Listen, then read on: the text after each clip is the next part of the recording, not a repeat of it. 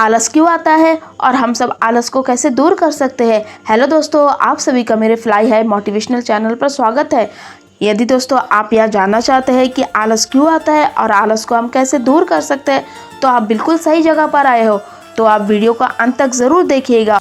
मैं यह गारंटी के साथ कह सकती हूँ कि अगर आप इस वीडियो को अंत तक देखेंगे तो आपका जीवन बदलना तय है। तो ज़रूर अंत तक देखिएगा।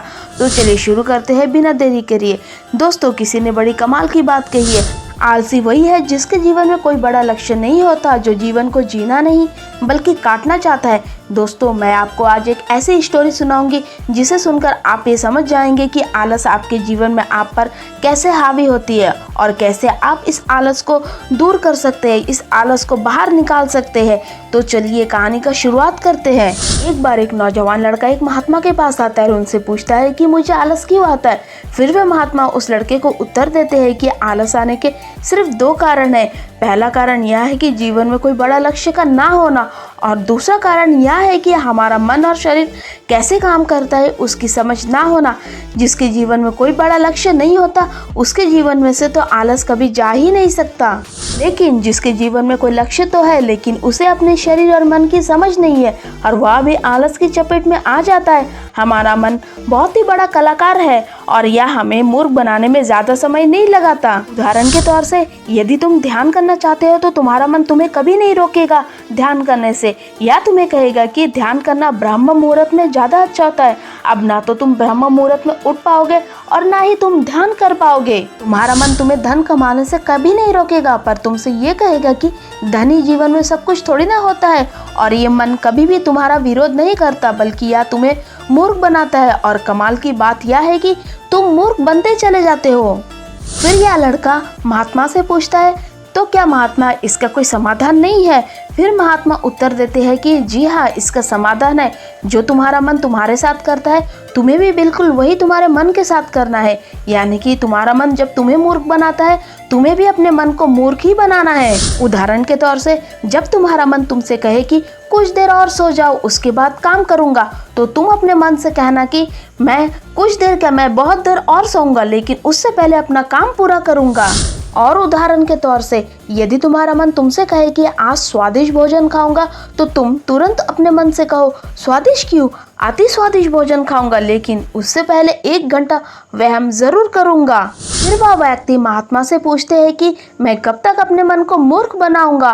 फिर महात्मा जी कहते हैं कि जब तक तुम अपने आलस को अपने से दूर रखना चाहते हो तब तक तुम्हें अपने मन को मूर्ख बनाना होगा। फिर वह व्यक्ति महात्मा से पूछता है कि मुझे बड़ा अफसोस होता है क्योंकि मैंने अपने जीवन में कुछ नहीं कर पाया, क्योंकि मेरे भीतर से कुछ करने का मन नहीं होता। तो फिर इस स्थिति में क्या करूं मैं?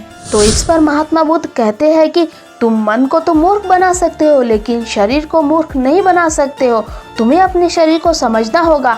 हमारा शरीर चलता है भोजन से। अगर तुम मरा हुआ भोजन खाओगे तो तुम्हें ऊर्जा कैसे मिलेगी? मरे हुए भोजन से महात्मा का तात्पर्य यह है कि वह भोजन जो सिर्फ स्वाद देता है, जिससे शरीर का उचित विकास नहीं होता है, जैसे कि मिठाइयाँ, पिज़्ज़ा, बर्गर आदि। इसलिए भोजन ऐसे करो जो तुम्हारे भीतर ऊर्जा पैदा करे, ना कि आलस, जैसे कि फल, सब्जियां और घर का सादा भोजन। फिर वह लड़का महात्मा से पूछता है कि महात्मा जी मैं शुरुआत कैसे करूं?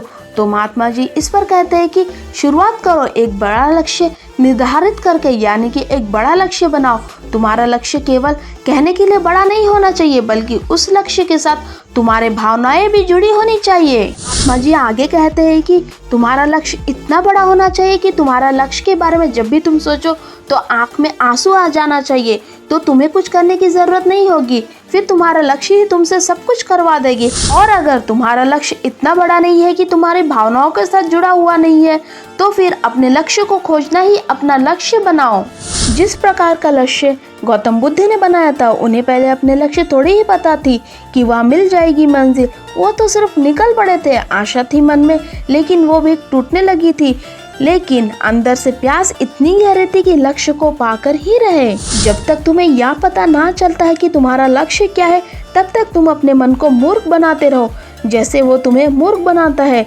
कोई भी व्यक्ति शराबी बनना नहीं चाहता, लेकिन उसका मन उसे मूर्ख बना बना कर उसे एक शराबी बना देता है। कोई भी व्यक्ति चोर नहीं बनना चाहता, लेकिन उसका मन उसे बार बार मूर्ख बना बना कर चोर बना देती है। एक बात तो तुम हमेशा याद रखना, जब तक तुम बुद्धि से ऊपर उठकर बुद्ध नहीं हो जाते तब तक तुम्हारे पास सिर्फ दो विकल्प होते हैं, या तो तुम अपने मन के द्वारा मूर्ख बनो या फिर तुम अपने मन को मूर्ख बनाओ। बीच का कोई रास्ता नहीं है। अगर तुमने अपने मन को मूर्ख बनाना बंद कर दिया तो यह मन तुम्हें मूर्ख बनाना शुरू कर देगी।